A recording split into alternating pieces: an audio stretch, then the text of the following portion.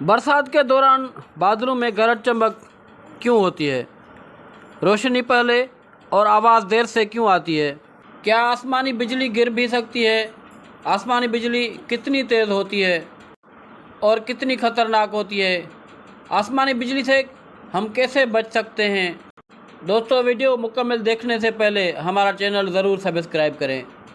नाज़रीन, सबसे पहले हमें यह समझना चाहिए कि आसमानी बिजली बनने का सबब बादलों का आपस में रगड़ना और मिलना होता है। बादलों की एक तरफ का चार्ज नेगेटिव होता है और दूसरी तरफ का चार्ज पॉजिटिव होता है। जब नेगेटिव और पॉजिटिव चार्ज आपस में टकराती हैं तो बिजली पैदा होती है और आवाज़ बनता है। दोस्तों, समुद्र का गर्म पानी जब भाप बनकर आसमान पर कक्कर बनते हैं, बादल बनते हैं, तो वो आइस में कन्वर्ट हो जाते हैं। इस तरह की आइस या बर्फ़ आपने बारिश के दौरान बरसते हुए ज़रूर देखी होगी।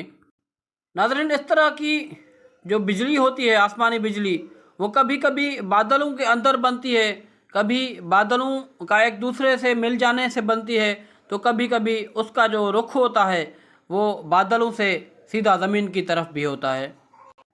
इसका रीज़न ये है, आसमानी बिजली को ज़मीन की तरफ से भी घुर्बल चार्ज जो होती है, पॉजिटिव या नेगेटिव, वो ज़मीन से मिलती है। बादलों और ज़मीन के बीच का जो कनेक्शन होता है, जो लिंक होती है, वो ठंडी हवा या फिर ठंड होती है। रोशनी पहले नज़र आती है और जो गरज चमक की आवाज़ होती है वो बाद में हम सुनते हैं। इसका रीज़न ये है कि रोशनी की जो रफ्तार होती है वो आवाज़ से तेज़ होती है। नाज़रीन, जब गरज चमक की गर्म रोशनी और बिजली ठंडी हवाओं को चीरकर ज़मीन की तरफ आती है तो बहुत आवाज़ बनता है। बिल्कुल इसी तरह जिस तरह हम गर्म घी में पानी डालते हैं और आवाज़ बनती है, कभी कभी उस गर्म घी में आग भी लग जाती है।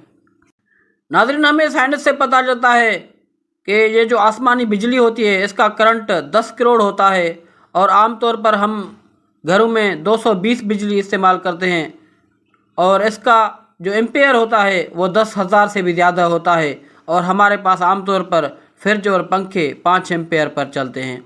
इसकी गर्माइश 27,000 से 30,000 डिग्री सेंटीग्रेड होती है। और नाज़रीन, आपको ये भी बताते चलें कि जो सूरज के एनवायरनमेंट की गर्मी होती है वो 6,000 डिग्री सेंटीग्रेड होती है।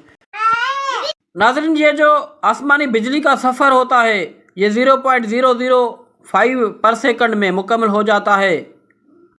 बादलों और ज़मीन के बीच में जो दरख्त होते हैं उनके हवा से मूवमेंट करने से भी एक चार्ज बनता है और वही चार्ज आसमानी बिजली को ज़मीन की तरफ खींचने में सपोर्ट करता है।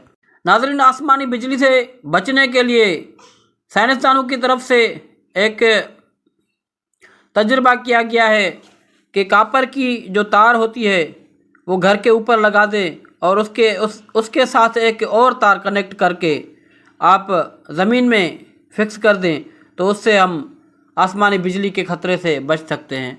नाज़रीन, आपको यह भी बताते चलें कि ये जो आसमानी बिजली होती है वो जहाज़ पर असर नहीं करती, इसलिए कि उसका जो मथाछरा होता है वो एल्यूमिनियम से बना होता है और उसका जो मथाछरा होता है, ऊपर वाला जो तह होता है, वो हमवार नहीं होता। इसलिए बिजली टकराती हुई ज़मीन की तरफ चली जाती है।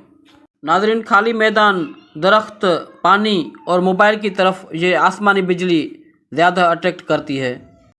ये मर्दों के ऊपर ज़्यादा और औरतों के ऊपर कम गिरती है। इसका मेन रीज़न ये है कि मर्द बारिश के दौरान भी कभी कभी घर से बाहर होते हैं, जबकि औरतें अक्सर घर में ही मौजूद होती हैं।